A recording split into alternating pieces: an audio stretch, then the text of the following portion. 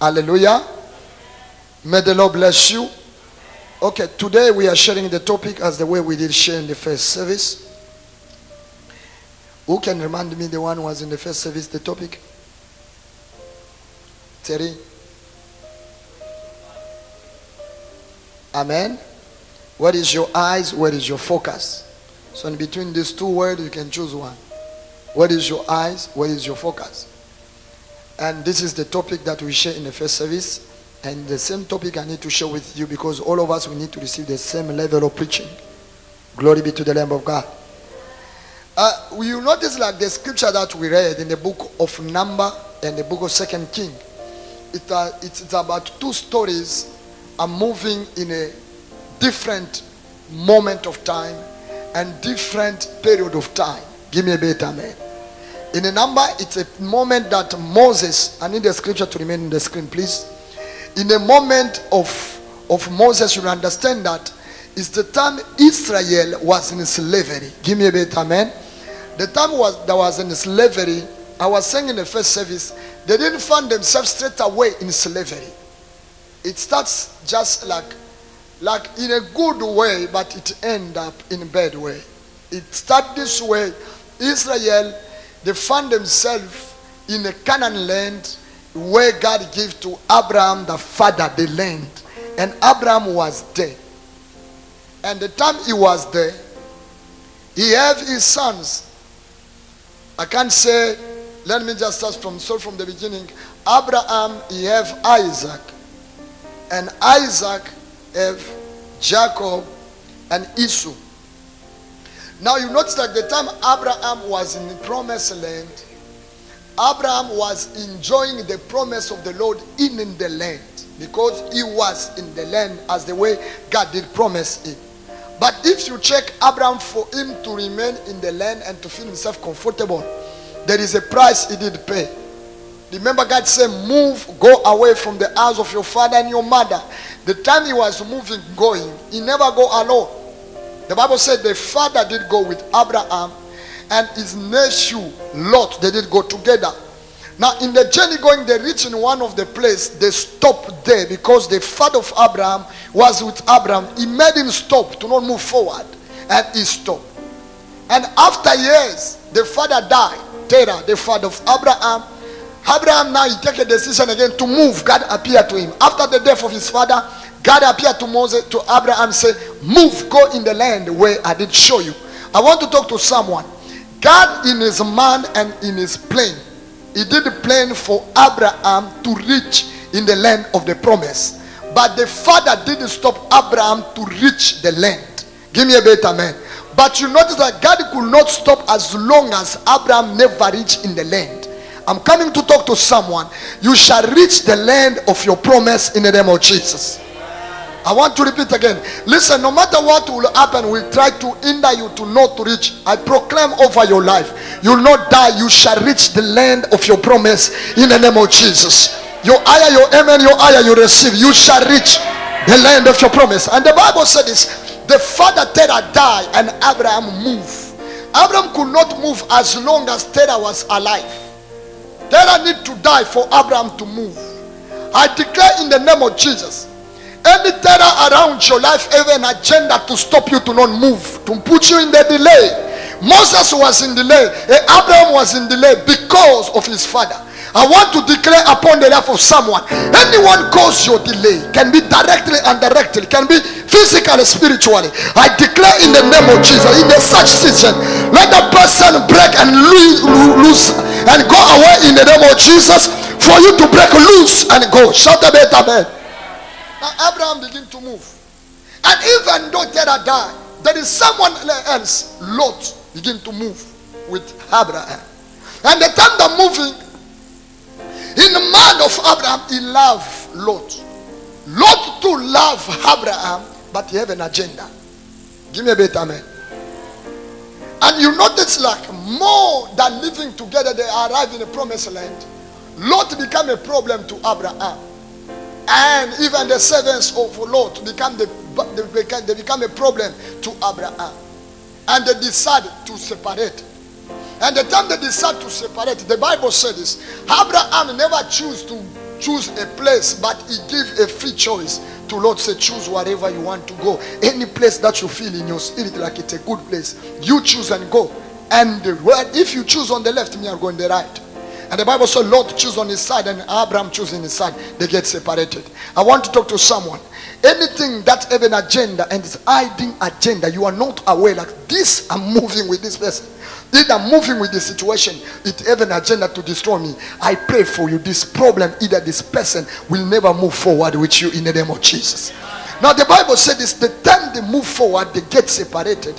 And from there, now God began to visit Abraham. And it was Sarah, she conceived. And she gave birth to Isaac. And Isaac gave birth to Esau and Jacob. And from there, Jacob have his 12 children. Where we talk about the 12 tribe of Judah. The 12 tribe of Israel. And from there now, this nation, either this family begin to grow. It became a nation. Hallelujah. Now in that moment, the 12 sons of Jacob, they begin to develop hatred against Joseph. And they sold out Joseph in Egypt. And the time they sold him in Egypt, the Bible notifies us this.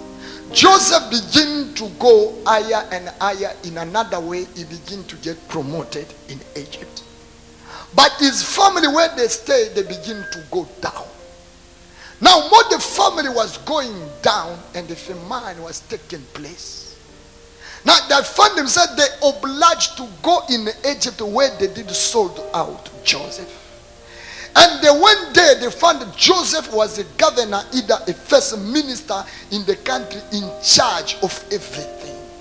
And they found out like Joseph was there, there is no way to deny, and they are obliged to accept Joseph. I pray for you.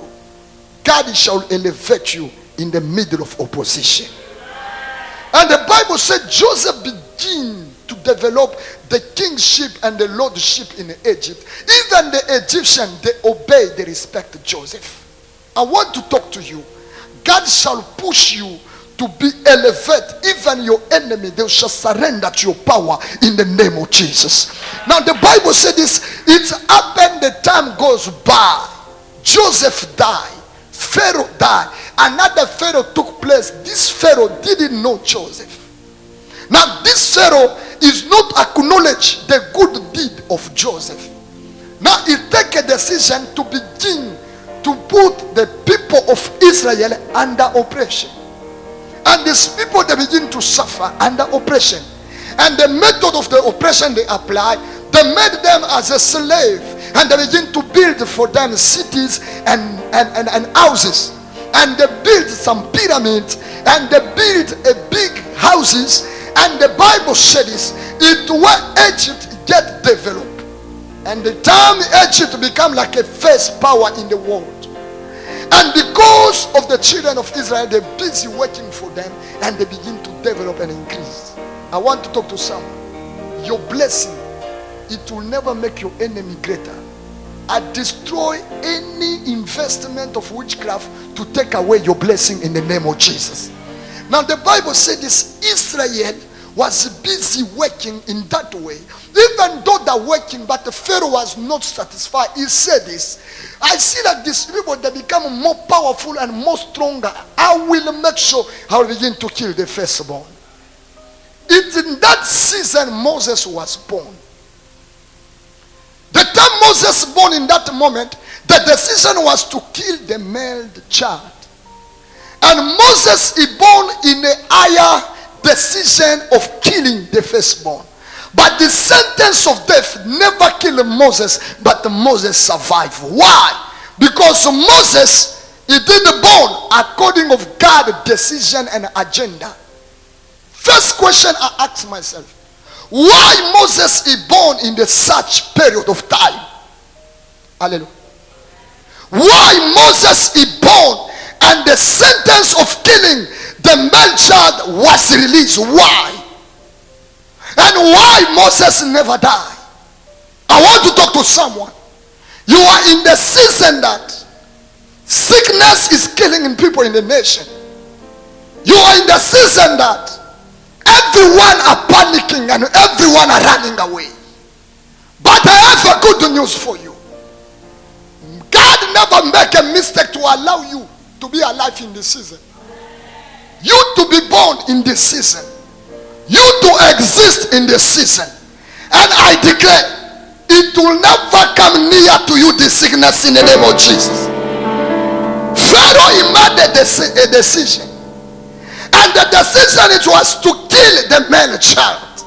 Yes, the male child, they did die. But Moses never died. I prophesy over your life. You shall escape every sickness that arises in the country, every sickness that arises in Africa, every sickness that arises in the world. Why? Because God allows you to be alive in such a moment.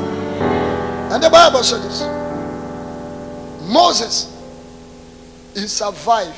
They could not kill him. And Moses, he found himself in the house of Pharaoh, and he began to grow in the house of Pharaoh. But no one did tell Moses to say, you are not Egyptian. The Bible never explained to us. I don't want to give a comment that is not in the word of God. The Bible never explained to us to say, someone said to Moses, you are not an Egyptian. And the Bible never tell us to say Moses knew he was an Egyptian. But the spiritual link between him and the Jewish was in the blood. Because one day that busy beating his brother, he went, he intervened and he killed the Egyptian. He chose his side because what is inside push him to feel. I want to talk to someone, open the bracket. Remember Martha and Mary, both of them are pregnant. This one, she's pregnant with John the Baptist. This one, she's pregnant with Jesus. But the time they meet together, the Bible said the baby in the womb, they're shaking. I want to talk to someone. We are the child of living God. We have the Spirit of God in us. Coronavirus don't have the same link with us. It can't come near to us and stay with us. Only one thing can shake us is something that comes from the Holy Ghost. I declare over your life, any power of sickness will never shake you. In the name of Jesus. Higher your amen, higher you begin to be empowered and be respecting the Holy Ghost. Something, yes. Hallelujah. Listen, it's Mary, she received a revelation to say Elizabeth, she's pregnant. Because Gabriel said to Mary, go, your relative, Martha, Elizabeth, she had a pregnancy of 6 months. Go and see your cousin. And the time she arrived, Mary, she was pregnant. But the pregnancy of Mary was not easy to see.